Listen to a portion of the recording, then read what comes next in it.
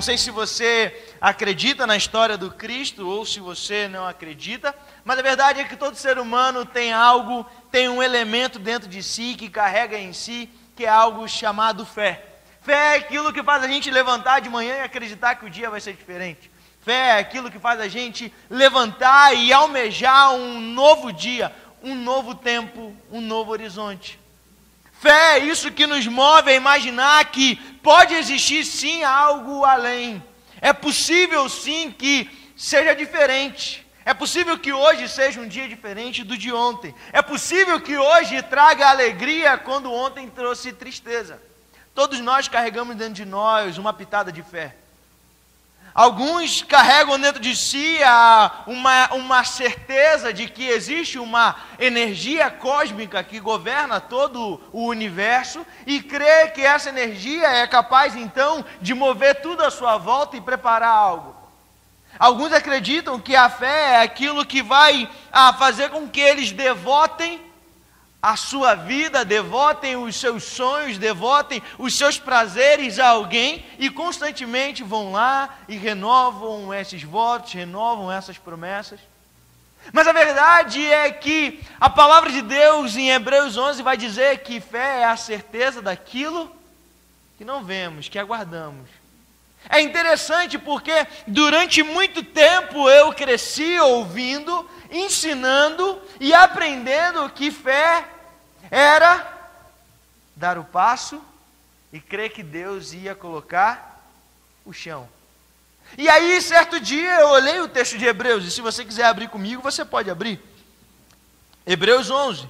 Foi o texto que começou a me inquietar e a pensar a respeito de fé. O que é fé? Se todo mundo tem, se todo mundo nutre isso dentro de si, acho que é importante que a gente saiba. E ao mesmo tempo também, ao tempo que eu ia estudando a palavra de Deus também, eu também começava a ver que pessoas usavam a fé como se fosse uma bengala, como se fosse um adereço que eu pudesse usar sempre que eu não tinha resposta para alguma coisa. Então, se eu resolvia fazer uma loucura e alguém falava, não é fé, meu, é o passo de fé. Não, mas calma aí. Você tem conta para pagar, você deu todo o seu dinheiro, você não tem responsabilidade não, rapaz. A conta vence amanhã, depois você vai falar que Deus que não te deu o dinheiro. Você gastou o dinheiro do jeito que você quis aí, foi fazer um seminário lá, gastou todo o dinheiro da conta no seminário lá, comprando roupa no final do seminário, ajudando com oferta, e aí, agora você vem falar que é fé? Que Deus vai pagar essa conta aí? Sabe, eu cresci também com campanhas de fé, campanhas do impossível. E aí, então, pelo menos para mim, e eu comecei a perceber que para alguns amigos meus também que não eram cristãos, a fé para eles, a forma como a gente imaginava a fé, era como se fosse um botão de liga e desliga. Onde você, todas as vezes que se vê numa situação que não tem o que fazer, quando você se vê numa situação que não tem mais para onde correr, você aperta o botão. Ou quando você quer fazer uma loucura e não quer assumir a consequência, você vai lá e aperta o botão também. E aí depois, pronto. Fiz a campanha, fiz a oração, jejuei, orei, por fé. Mas é interessante que Hebreus vai dizer assim, ora, a fé é a certeza das coisas que se esperam. A convicção de fatos que não se vê. Mas é interessante porque o texto começa dizendo que a fé é a certeza. O que é certeza? Certeza é fé. O que não é certeza? É o que eu acho. Eu acho o quê? Eu acho que vai chover amanhã. Eu não tenho certeza que vai chover amanhã. Eu acho que eu vou acordar amanhã. Eu não tenho certeza também. Assim como eu acho que eu vou chegar até o final dessa pregação. Também não sei. Esses dias eu comecei a sentir umas dores no peito aqui, o braço começou a formigar, minha esposa ficou preocupada. Então eu não sei se eu vou chegar até o final. Agora, o texto diz que fé é certeza. Agora, eu tenho certeza que se eu der um passo aqui, eu vou pisar nesse tablado. Eu tenho certeza que se eu descer esse degrau aqui, tem um degrau aqui. Fé é certeza. Fé é aquilo, então, que eu posso acreditar. Fé não é algo que não existe e, de repente, vai existir. Fé é algo que se concretizou. O texto de Hebreus 12 vai dizer que Cristo é o autor e consumador da fé. O texto de Hebreus 12 vai dizer que a fé ela teve um começo e teve o seu consumo. Ela tinha uma expectativa gerada nela, na verdade, e ela foi consumada quando essa verdade se tornou carne. O que é fé então? Fé é um caminho que Cristo preparou. Fé é Cristo. Fé é acreditar que o caminho está preparado. Caminhar com Cristo é uma caminhada de fé. É uma caminhada de fé porque eu não sei se eu tenho dinheiro amanhã? Não. É porque eu tenho certeza do caminho que eu ando. E aí o restante das coisas se torna um restante. Sabe, fé é a certeza de que Cristo já morreu. E agora eu tenho a expectativa que um dia Ele vai voltar. Mas a minha fé é que Cristo já morreu. Então essa história de Cristo morto numa cruz, que o mundo conhece, o mundo é dividido entre antes e depois de Cristo, isso é uma verdade, isso é consumado, isso é um fato. Isso é fato, isso é fé, é um fato. Cristo morreu, o mundo existe antes e depois de Cristo. Fato é que tudo o que Cristo falou se cumpriu. Ele sempre disse, olha, arrependam-se porque o reino de Deus chegou. Arrependam-se porque daqui a 3 dias eu vou morrer e eu vou ressuscitar. Então tudo foi consumado.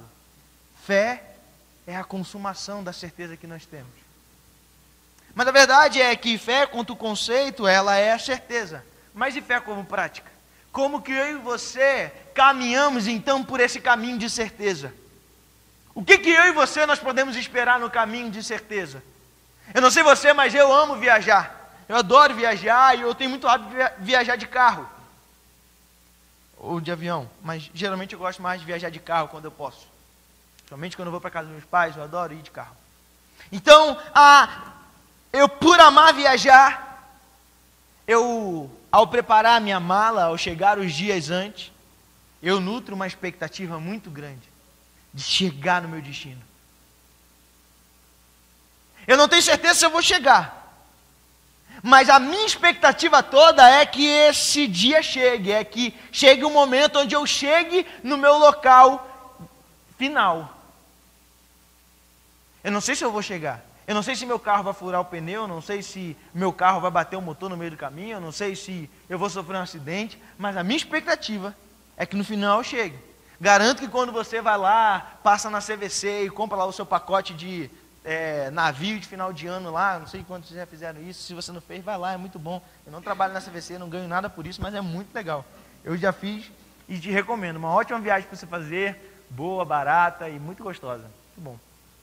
Quando você vai lá e você compra lá o seu carnê, você nutre uma expectativa de que vai chegar o dia, você vai fazer a sua viagem, mas você não sabe se vai chegar esse dia, você não sabe, mas o que te nutre é essa expectativa. Qual é a sua certeza? Que o seu papel você já fez. Qual é a sua certeza? Que você já deu entrada.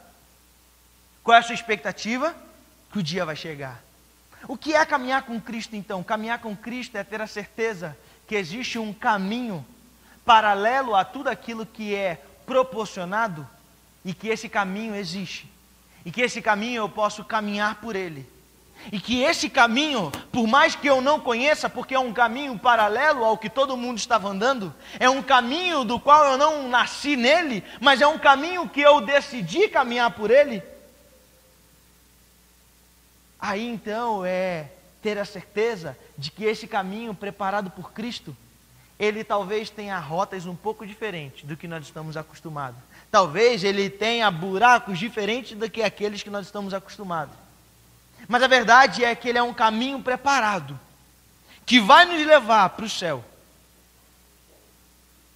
Por isso, quando eu penso em fé, quando eu penso no caminho preparado, quando eu penso nas minhas dúvidas a respeito desse caminho, eu me lembro de uma passagem muito conhecida. E eu quero pedir que você abra lá em Lucas capítulo 7, versículo 36 em diante. Lucas 7, 36. Até aqui eu estou sendo claro? Amém? Se eu não tiver, você pode levantar a sua mão e perguntar, não tem nenhum problema, não se constranja. Não ficarei chateado, não colocarei seu nome no meu caderninho preto. Lá só tem o nome da minha sogra, tô brincando. Lucas capítulo 7, a partir do verso 36, diz assim: convidou um dos fariseus para que fosse jantar com ele. Jesus, entrando na casa do fariseu, tomou lugar à mesa. E eis que uma mulher da cidade, uma pecadora, sabendo que ele estava à mesa na casa do fariseu, levou um vaso de alabastro com unguento. E estando por detrás aos seus pés, chorando, regava-os com suas lágrimas e os enxugava com seus próprios cabelos, e beijava-lhe os pés e os ungia com unguento. Ao ver isto, o fariseu que o convidara disse consigo mesmo: se esse homem fosse profeta, bem saberia quem e qual é a mulher que lhe tocou, porque é pecadora. Dirigiu-se Jesus ao fariseu e lhe disse: Simão, uma coisa tenho a dizer-te. Ele respondeu: dize-a, mestre. Certo credor tinha 2 devedores, um devia 500 denários e outro 50. Nenhum dos 2 tinha como pagar. Por isso, então, perdoou-lhes a ambos. Qual deles, portanto, o amara mais? Respondeu-lhe Simão: Suponho que aquele é quem mais perdoou. Replicou-lhe então Jesus: julgaste muito bem. E voltando-se para a mulher, disse a Simão: vê esta mulher. Entrei em tua casa e não me deste água para os pés. Esta, porém, regou os meus pés com lágrimas e os enxugou com os seus cabelos. Não me deste ósculo. Ela, entretanto, desde que entrei, não cessa de beijar os meus pés. Não me ungiste a cabeça com óleo, mas esta com bálsamo ungiu os meus pés. Por isso te digo, perdoados lhe são os muitos pecados, porque ela muito amou. Mas aquele a quem pouco se perdoa, pouco ama. Então disse ele à mulher: perdoados são os seus pecados. Os que estavam com ele à mesa começaram a dizer entre si: quem é este que até perdoa pecados? Mas disse Jesus à mulher: vai, a tua fé te salvou. Olha que interessante. Uma mulher que o texto diz que é uma pecadora, termina um momento, um encontro com Cristo ouvindo: vai, a sua fé. A sua certeza hoje te salvou. E olha que interessante. Uma pecadora, provavelmente, essa mulher, uma prostituta, entrou numa casa onde Jesus estava, molhou os pés de Jesus, secou os pés de Jesus e ouviu de Jesus: a sua fé te salvou. Você percebeu como foi simples? O texto não diz que aquela mulher disse nada. O texto não diz que aquela mulher pediu nada. O texto não diz que aquela mulher fez nada. Aquela mulher só chegou na casa, lavou os pés de Jesus e no final de tudo ela ouviu: vai, a sua fé te salvou. O que é essa fé que até em silêncio é capaz de salvar um homem? O que é essa fé que até em silêncio é capaz de mudar a sua história? Que fé é essa? Que fé é essa que é capaz de fazer você essa noite sair daqui pensando e repensando a sua vida? Fé tem a ver com sua vida, e é muito interessante porque o texto diz que aquela mulher é uma pecadora, uma prostituta. Aquela mulher então, ela não era uma mulher muito bem vista. Aquela mulher, muito provavelmente, o que ela ouvia a respeito dela, quando ela passava pela rua, não era muito bom.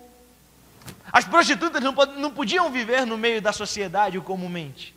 Elas tinham que ficar à porta da cidade, elas eram rejeitadas, excluídas. Elas eram pessoas não muito bem amadas, não muito bem quistas, não muito bem desejadas. Elas não eram o tipo de pessoa que ao chegarem a algum lugar, o ambiente ficava mais feliz, mais alegre. Provavelmente aquela mulher devia sofrer de sérios problemas.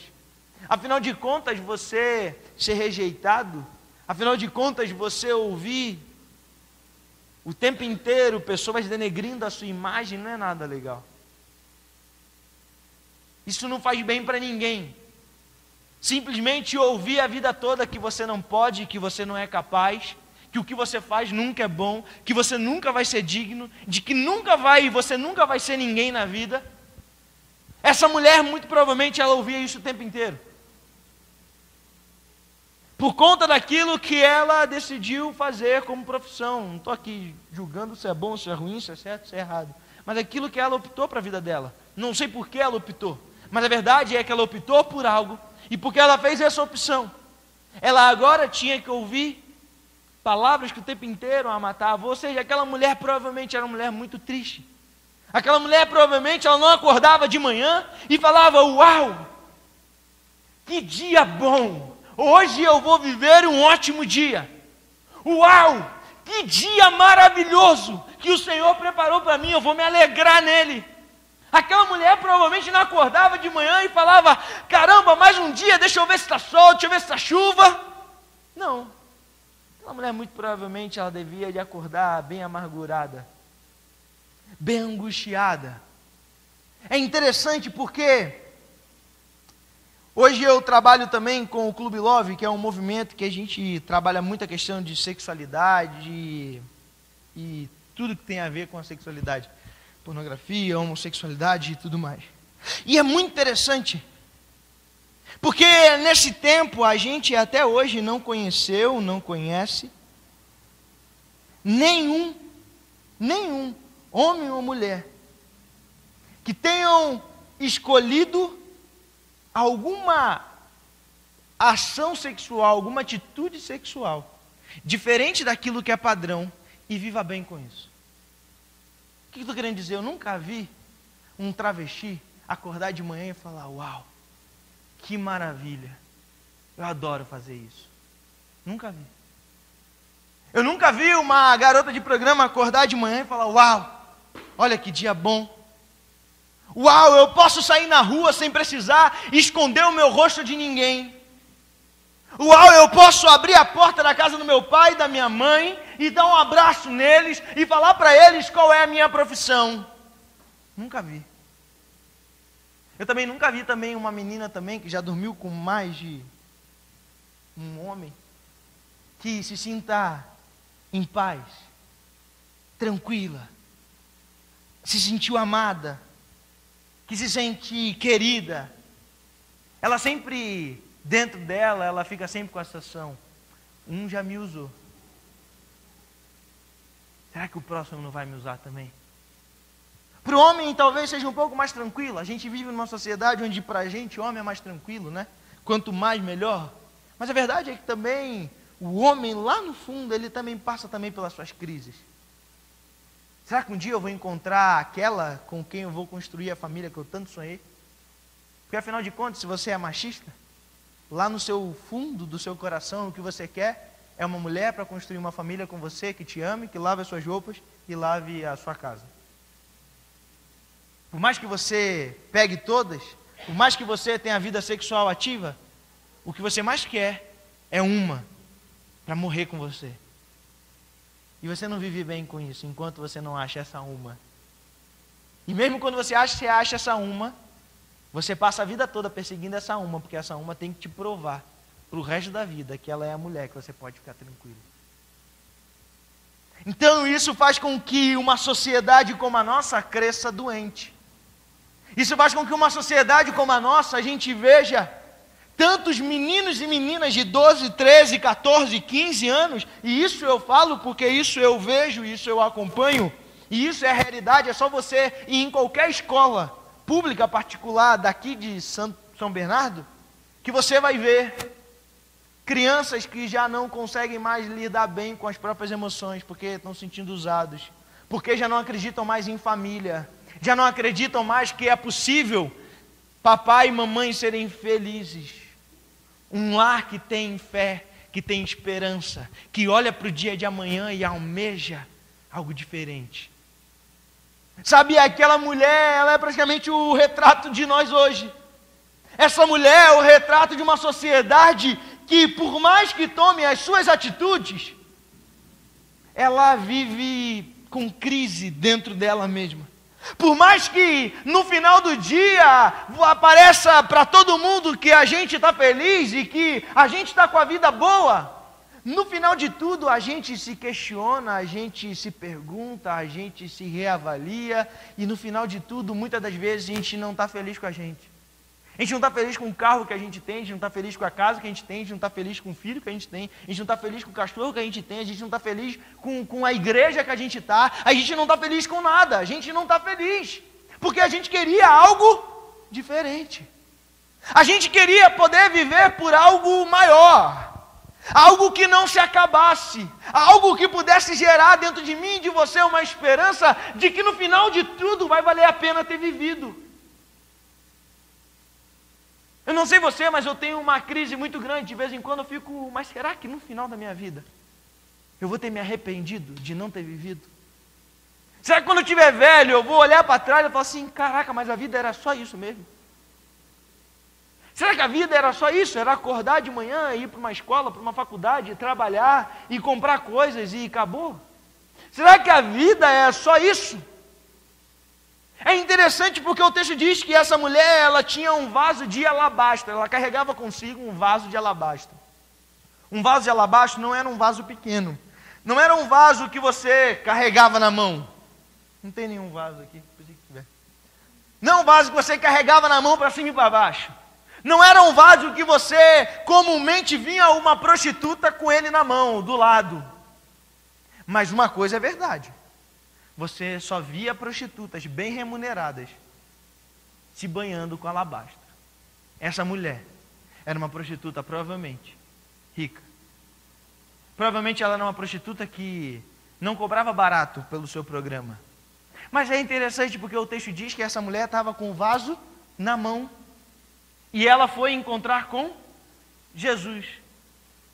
Primeira coisa que eu aprendo com essa mulher e a respeito da fé, sabe o que é? Que fé é uma decisão. Aquela mulher, ela provavelmente, ela tinha um colar, e no seu colar tinha um vidrinho. Vidrinho esse que ela renovava o seu perfume. Então ela não precisava levar o vaso para a rua.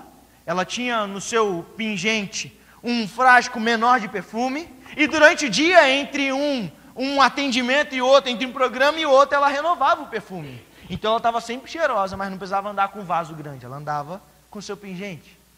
O texto diz que aquela mulher, ela foi na casa dela, muito provavelmente ela foi na casa dela, ela pegou o vaso de alabastro, o que deixava ela, ou o que fazia ela ser bem reconhecida pelo trabalho dela, ela pega aquilo de mais caro que provavelmente ela tinha na casa dela, e vai encontrar com alguém. Ela que antes só renovava o frasquinho de perfume para encontrar com homens, o texto diz que ela pegou o vaso inteiro para se encontrar com alguém. Aquela mulher, ela tinha certeza de onde ela estava indo, quem ela iria encontrar e o que ela ia fazer. Ela tinha certeza. Ela tinha certeza que Jesus estava na casa de Simão. Ela tinha certeza que ela tinha um vaso de perfume muito caro, que Jesus era digno de receber esse perfume. E ela tinha certeza que ela ia derrubar aquilo ali no pé de Jesus. Mas repare que o texto diz o seguinte: ela chegou e se dirigiu, e estando por trás aos seus pés. A mesa que eu e você nós temos em casa hoje, ela é uma mesa, uma cadeira alta, né? Na altura que você está aí, onde você senta, você põe os seus pés para baixo. Mas é interessante, porque essa não é a realidade da cultura onde o texto se passa. A realidade, o texto diz que ela estava por trás de Jesus, porque a mesa não era igual à nossa. A mesa ela era baixa. Sabe restaurante japonês? Já viu aquele restaurante japonês, a mesa é mais baixinha? Provavelmente uma mesa mais baixinha.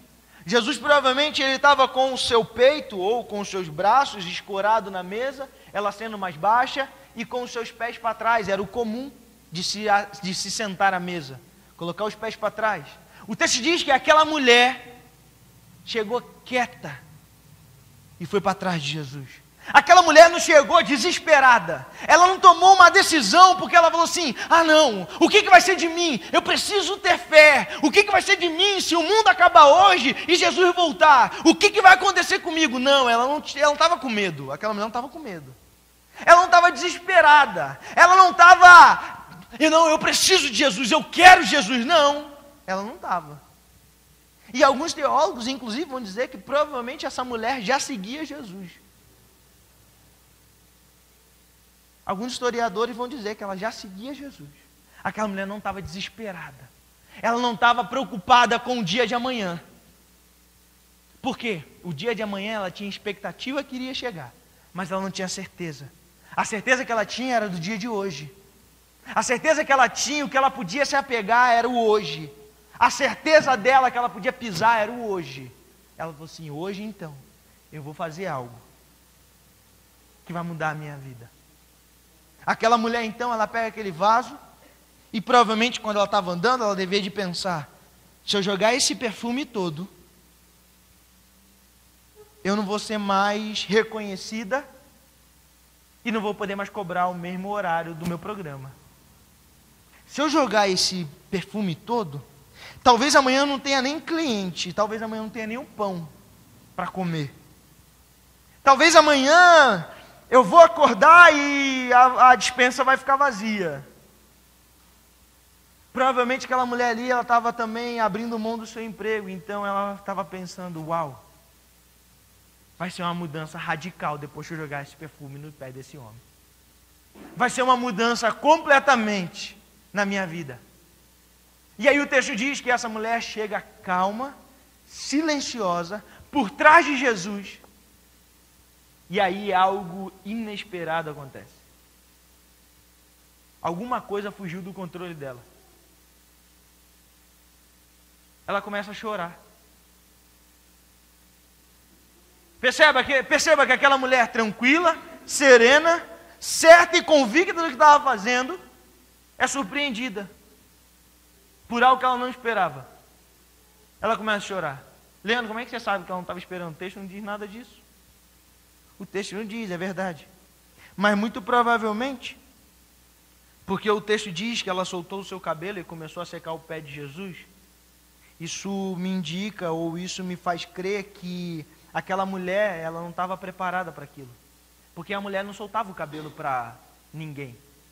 Mulher não vivia com o cabelo solto igual a gente vive hoje. A gente não, né? Vocês.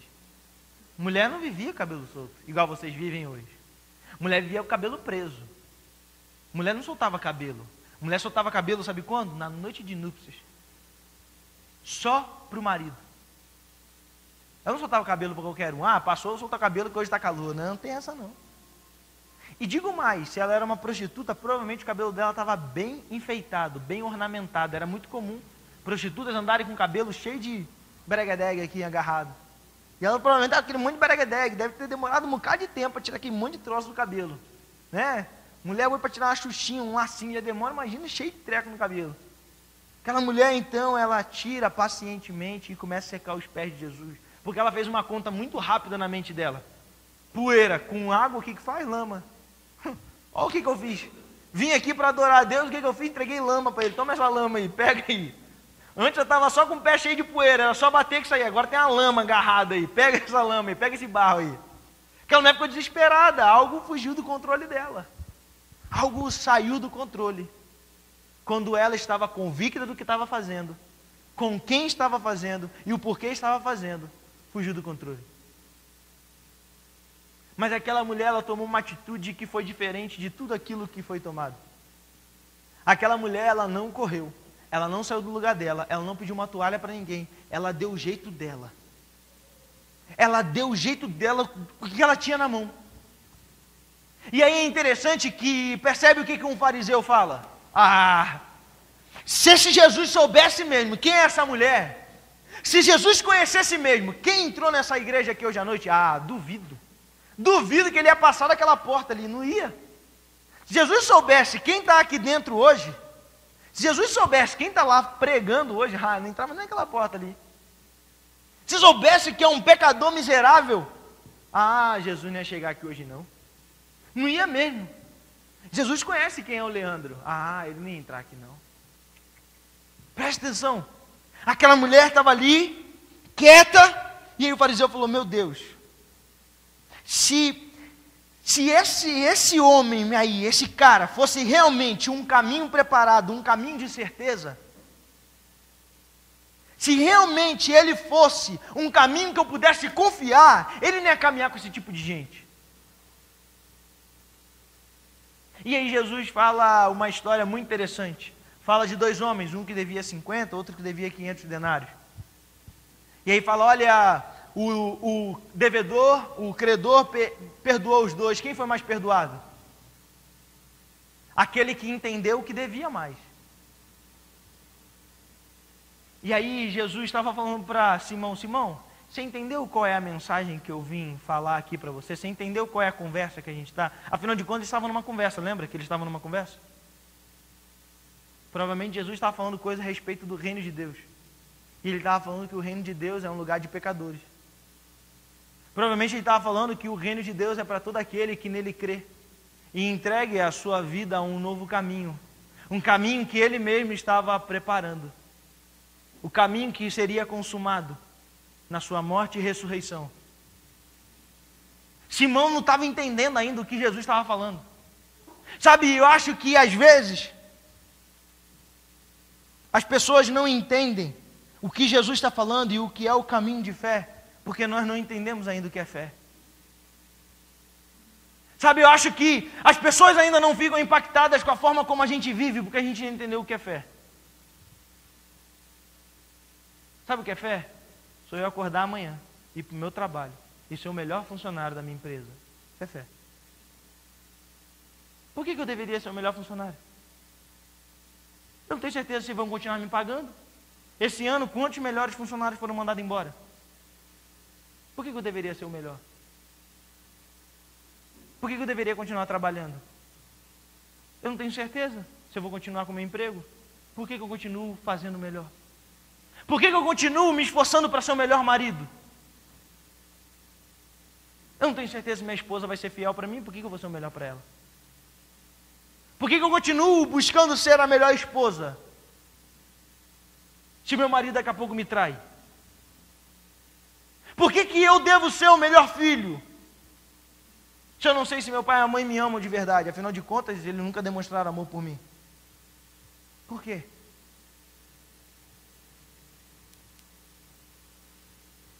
Sabe, Simão estava sentado à mesa com Jesus, ouvindo Jesus dizer que o caminho da fé era um caminho de certeza. Era um caminho da certeza de que essa vida não é o que vale a pena. O caminho da certeza de que essa vida aqui era necessário haver arrependimento. A primeira palavra de Jesus, a primeira pregação de Jesus foi: arrependam-se porque o reino de Deus chegou. Primeira pregação de Jesus. Primeiro cartão de visita de Jesus é: arrependam-se. Mas Jesus, por que eu me arrependo? Porque eu estou preparando um novo caminho para vocês. Porque toda a injustiça que você hoje não se conforma, nesse caminho faz todo sentido. Sabe, você que acha que você não pertence a esse mundo, você que não aguenta mais, você que tem fome e sede de justiça, esse caminho aqui é para você. Você que não aguenta mais sofrer com as suas crises existenciais, você que não aguenta mais, de período em período, de tempo em tempo, falar: putz, errei de novo, deu tudo errado de novo. Esse caminho aqui é para você. É o caminho da fé, é o caminho que eu estou preparando. Esse caminho não é o caminho daqueles que acham que essa vida é boa, que é legal e que eu estou mandando bem. É para aqueles que reconhecem que não estão mandando bem. Por isso o ministério de Jesus é o ministério da reconciliação. É o ministério daqueles que não andavam de acordo com a vontade do Pai. Jesus então fala: olha, andem por esse caminho da reconciliação.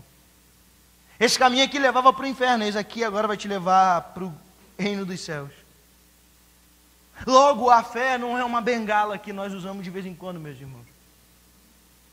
A fé não é um botão que a gente liga e desliga quando a conta aperta, quando a conta começa a ficar vermelha no banco. Fé é uma certeza de uma vida. E a vida vale muito mais do que aquilo que é bom e aquilo que é ruim. A vida vale muito mais do que aquilo que eu e você acreditamos ser bom ou ruim.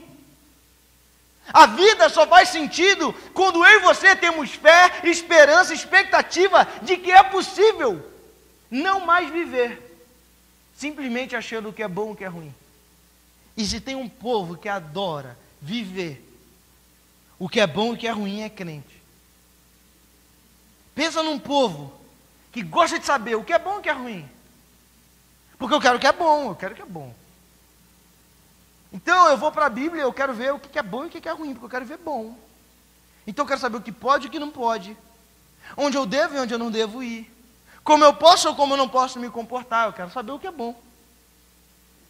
O que é mal eu não quero. Não, o que é mal eu recrimino. O que é mal para mim está amarrado no nome de Jesus. Mas é interessante. No Éden tinha uma árvore. A árvore que mudou a concepção de Eva. A árvore que mudou a concepção de Adão. A árvore que mudou a minha e a sua concepção. E começou a achar que a gente podia viver escolhendo entre o bem e o mal. E o que a gente deixou de comer? A árvore da vida. A gente ficou agora então vivendo achando o que é bom e o que é ruim. Simão olhou para aquela mulher e falou assim: não, essa mulher não é uma boa andar com Jesus. Essa mulher não é bom que ela esteja com Jesus. Não é bom que Jesus esteja com ela. E aí Jesus fala: olha, eu não vim aqui para poder dar uma vida boa para você ou para ela. Eu vim aqui para oferecer vida. Quando aquela mulher que tinha 5 maridos e o sexto que ela estava não era marido dela, provavelmente era marido de outra. Aquela mulher que estava sentada à beira do poço, Jesus em nenhum instante falou para aquela mulher: olha, eu vim te dizer o que é bom. Ela perguntou para ele: olha, é para adorar no Monte A ou no Monte B? Deus falou assim: você quer saber o que é bom e o que é ruim? Eu vim para te oferecer água da vida, eu não vim para te oferecer o que é bom e o que é ruim. Escolher o que é bom e o que é ruim, isso é coisa de mero mortal. Eu vim para escolher ter vida. Aquela mulher então se torna a maior missionária que a Bíblia diz.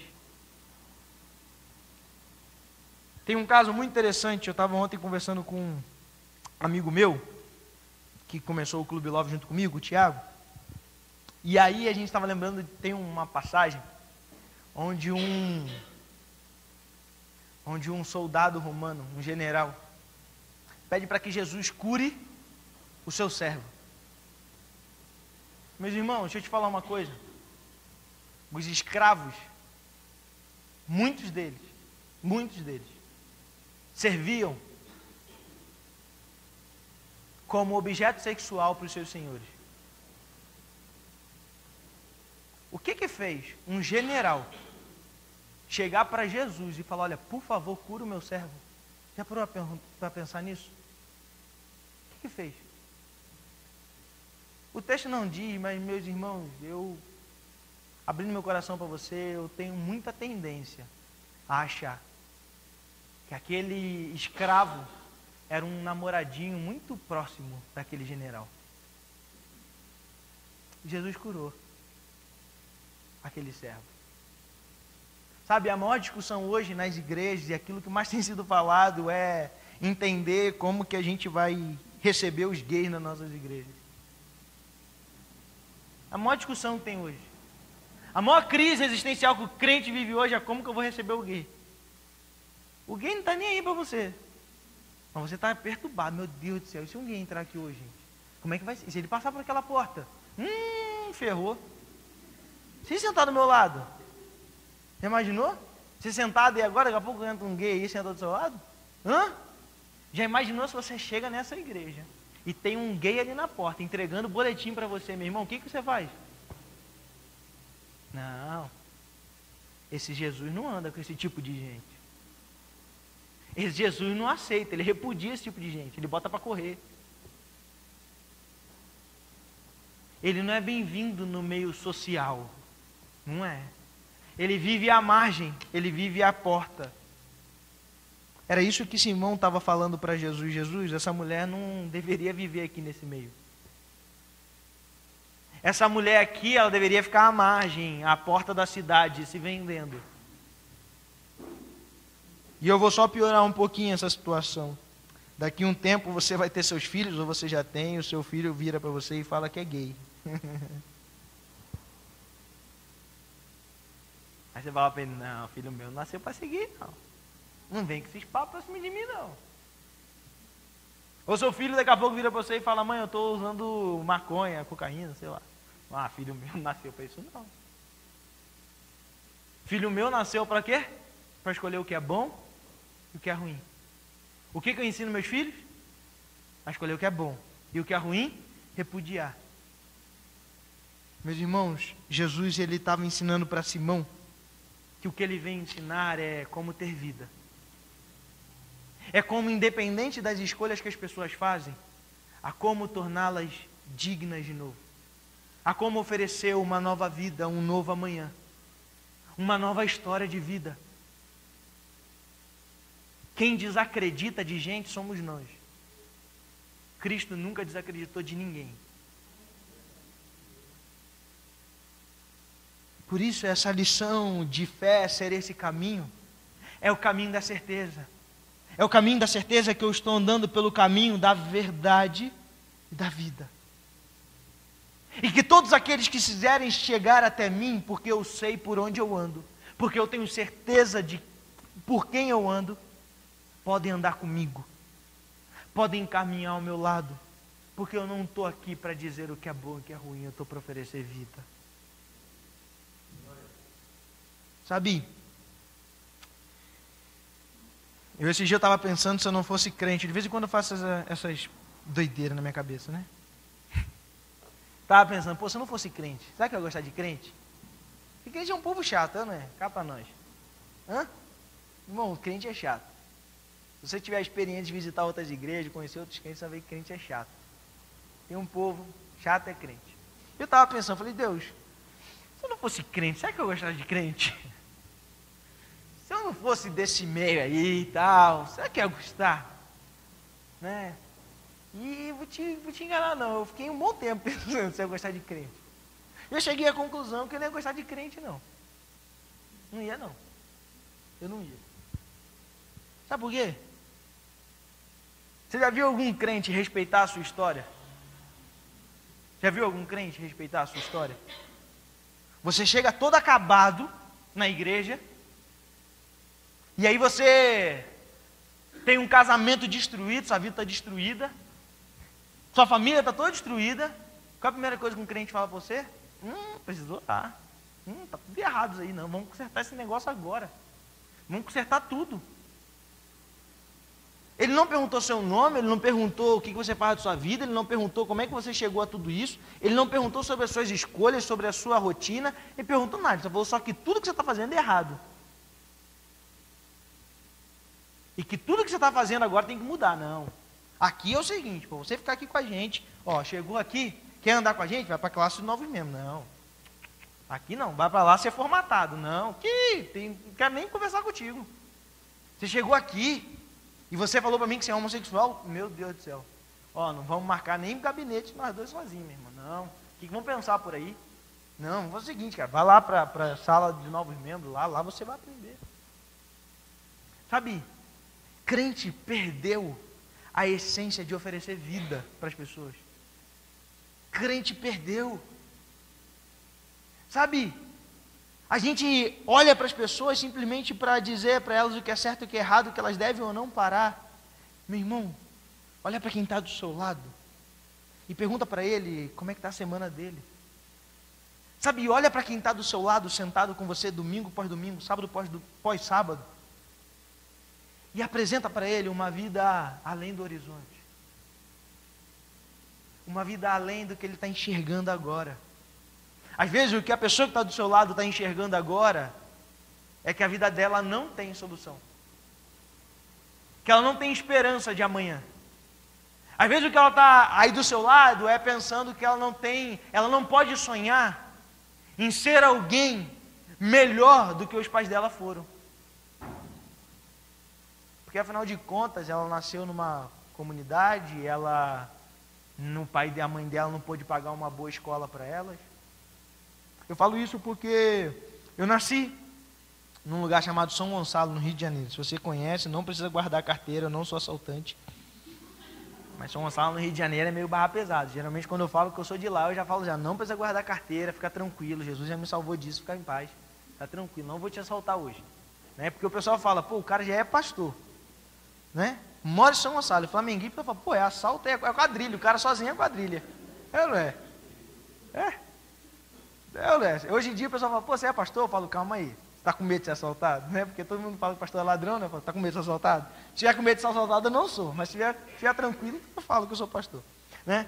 Mas, e é interessante porque eu cresci numa realidade onde eu não tinha perspectiva de nada, fora daquilo que eu vivia. Para mim, o meu sonho era ser gerente de loja do Plaza Shopping em Niterói. Tirar onda. Esse era meu sonho. Meu sonho era ser gerente do Plaza Shopping. Que sonho. Que porcaria de sonho. Trabalhar domingo numa loja, no shopping. É miséria. Esse era o meu sonho. Aí, como todo, né, lógico, eu tive o sonho de ser jogador, lógico, todo menino, né, tem, quer dizer, a maioria, né? Posso mais dizer todo, porque nem todo mundo gosta de futebol. Aí, tinha aquele sonho, mas meu sonho, na verdade mesmo, né, depois que eu comecei a ver que era difícil entrar nesse meio, era ser gerente. E aí um dia eu encontrei um cara que me conheceu e um cara que caminhou comigo. Ele caminhou comigo. Inclusive ele caminha comigo até hoje. E ele me conhecia. Ele me conhecia, porque ele conhecia a minha casa. Ele conhecia como eu era com meus pais, ele sabia que tinha mais de 3 anos que eu não falava com meu pai e com minha mãe. Ele sabia. Ele sabia que eu não tinha vontade nenhuma de viver para Cristo, ele sabia disso. E ele era um pastor, muito legal. Aquele homem, ele caminhou comigo durante 1 ano. Ele nunca falou para mim, Leandro, você precisa ir lá agora e resolver sua situação com seus pais. Nunca disse. Mas eu fiz isso. Ele nunca disse, olha, você precisa, mano, amar a Cristo de todo o seu coração. E abrir mão de tudo, e você tem que fazer isso, e agora, faz isso, eu vou orar por você aqui agora. Nunca fiz isso. E eu decidi fazer isso. Sabe, ele olhou para mim, ele respeitou a minha história, ele respeitou quem eu era, ele respeitou as minhas limitações, e muito mais do que preocupado em me salvar de uma vez por todas, ele sabia que quem iria me salvar era o Espírito Santo no tempo dele. Sabe, eu sonho em uma igreja onde a gente ame pessoas. Eu sonho com uma igreja onde a gente entenda o que Cristo disse, que fé é um caminho que a gente anda. E esse caminho, eu escolho permanecer nele. Por isso, por escolher permanecer nele, eu posso ter pessoas ao meu lado que ainda não amam a Deus, mas por conviver comigo, irão amar a Deus. E mesmo quando tudo sair do meu controle, eu vou permanecer aos pés de Jesus. Aquela mulher me ensina o que é uma atitude de fé. Você quer ter uma atitude de fé hoje? Se tudo sair do seu controle amanhã, se você perder o seu emprego, se seu filho, se envolver com drogas, virar homossexual, né, que é a grande crise hoje, se seu marido te abandonar, se a sua esposa ir embora de casa, se seu pai e sua mãe morrerem amanhã, eu não sei o que pode acontecer com você amanhã, mas eu sei que amanhã as coisas de repente podem fugir do seu controle. Hoje você está aqui, uau, isso é fé, eu quero ter fé. Mas amanhã as coisas vão fugir do seu controle. Lembre-se da mulher pecadora. Quando tudo fugiu do controle dela, ela permaneceu aos pés de Jesus. Quando tudo fugiu do controle, quando o planejamento não deu certo, ela permaneceu porque ela sabia que o caminho que ela estava pisando era um caminho de vida. Era um caminho que fugia ao padrão. Caminho de vida. Amém? Baixa a cabeça, eu quero orar com você. Deus, muito obrigado, Pai, porque o Senhor nos chamou para ter vida. Muito obrigado porque o Senhor soprou em nós, no começo de tudo, o sopro da vida, para que pudéssemos viver e ter vida em abundância. Mas, ó Deus, nós comemos do fruto do bem e do mal. E com isso a nossa vida virou uma miséria. Começamos a buscar simplesmente a ter uma vida boa. E nessa busca por uma vida boa, a gente se perdeu. Mas, ó Deus, obrigado porque Cristo veio. A nossa fé que almejávamos, aquilo que nós ansiávamos, se concretizou. O caminho que o Senhor apontava no Antigo Testamento, no Novo ele foi feito, asfaltado, está completamente preparado. Sabe, e esse caminho é um caminho por onde passam pecadores, por onde passam histórias de vida. Esse caminho não é um caminho que passam simplesmente pessoas formatadas, mas pessoas que escolheram caminhar por ele. Esse caminho ele aceita a todos, do jeito que estão. E no caminho eles vão sendo mudados. Mas ele aceita todos. Porque o que faz a diferença, no final das contas, é ter a expectativa de um dia diferente. Certos de que estamos em Cristo, que é vida, nutrimos em nós a expectativa de um dia diferente. Deus, eu não sei quantos dos meus irmãos entraram aqui essa noite duvidosos com o dia de hoje, duvidosos com a sua vida de hoje. Talvez muitos entraram aqui porque queriam ouvir uma palavra que gerasse mais fé. Talvez alguns entraram aqui porque queriam nutrir dentro de si a certeza de que amam a Jesus, porque ainda tem medo do inferno, porque ainda tem medo de não estarem no caminho. E, ó Deus, essa incerteza de estar no caminho vem de atitudes mal tomadas, de decisões mal tomadas.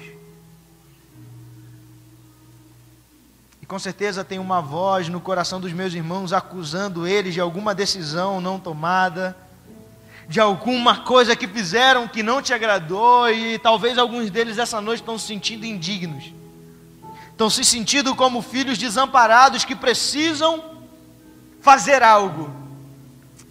Mas, ó Deus, aquilo que nós precisávamos fazer, Cristo já fez.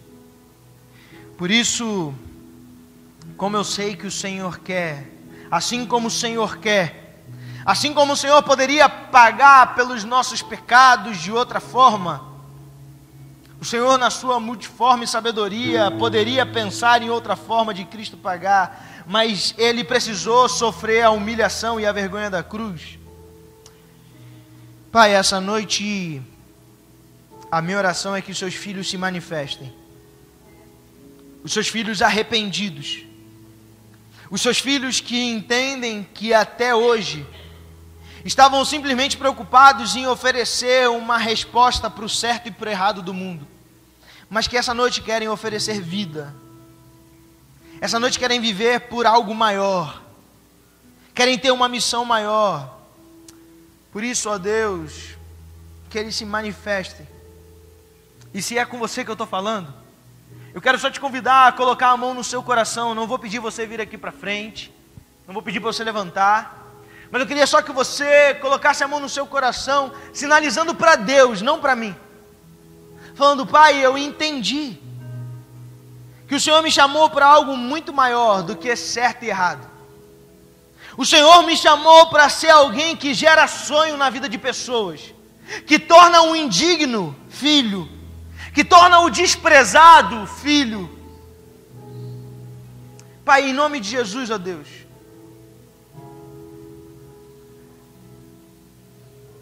eu te peço que nessas vidas que estão com a mão no coração, ó Deus, o Senhor, em nome de Jesus, o Senhor dê a elas a certeza de que estão no caminho da vida. Que o Senhor dê a elas hoje a certeza de que vai valer a pena firme e constante pelo caminho da vida, firme e convicto de que o Senhor está preocupado em gerar vida em nós e para que nós possamos gerar vida em outros. Sabe, e mesmo se nós fizermos aquilo que é errado, nesse caminho da fé, o Senhor pacientemente nos conduzirá ao caminho do arrependimento, ao caminho da perfeição. Pai, em nome de Jesus, que o nosso anseio seja por vida do Senhor em nós e de nós em outros. Que a gente comece, ó Deus, a reconstruir histórias. Que em nome de Jesus, ó Pai, nós possamos sair daqui hoje e começar a reconstruir histórias na vida da nossa família.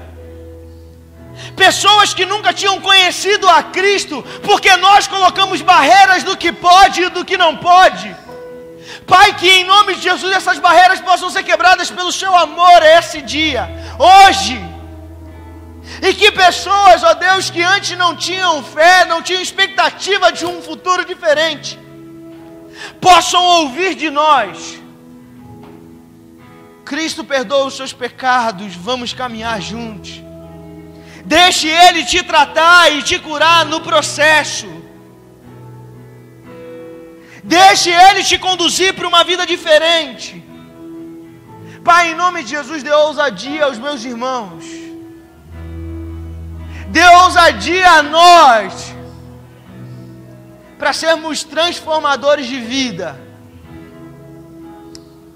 É isso que eu te oro, Deus, em nome de Jesus. Eu quero só terminar com uma história que aconteceu comigo um tempo atrás. Eu acabei de ministrar e uma senhora veio falar comigo, uma senhorinha, e ela falou assim: pastor, hoje eu entendi a sua pregação. Na verdade, primeiro eu quero te pedir perdão, porque quando você subiu eu falei: o que esse menino de cabelo doido, sem camisa social, tem para falar para mim? Então eu quero te pedir perdão, mas eu quero também te agradecer que hoje eu entendi a pregação. Falei: amém. E eu falei: o que estava te impedindo de entender a pregação? Ela falou assim: então é porque eu não me considerava digna de vir aqui. Aqui ninguém fuma e eu fumo. Aqui todo mundo que aceita Jesus para de fumar, eu nunca parei. Mas hoje eu entendi, pastor. Eu entendi que Jesus faz algumas coisas no processo. E eu nunca tinha decidido entrar no processo. Mas hoje eu decidi entrar no processo.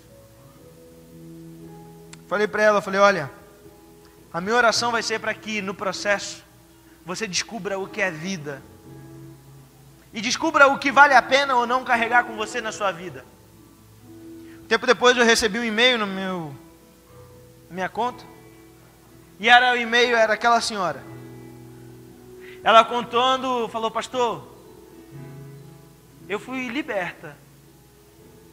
Porque eu decidi me libertar. Eu entendi que a fé não era algo somente espiritual, mas também era uma certeza.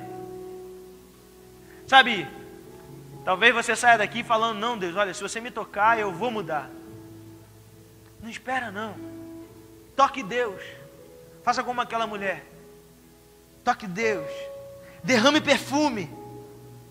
O perfume mais precioso que você pode derramar é o seu coração sincero, falando: Pai, eu vou deixar os meus medos de lado, as minhas limitações de lado, e eu vou passar a partir de hoje a oferecer vida para todos aqueles que estiverem no meu caminho. Que Deus te abençoe.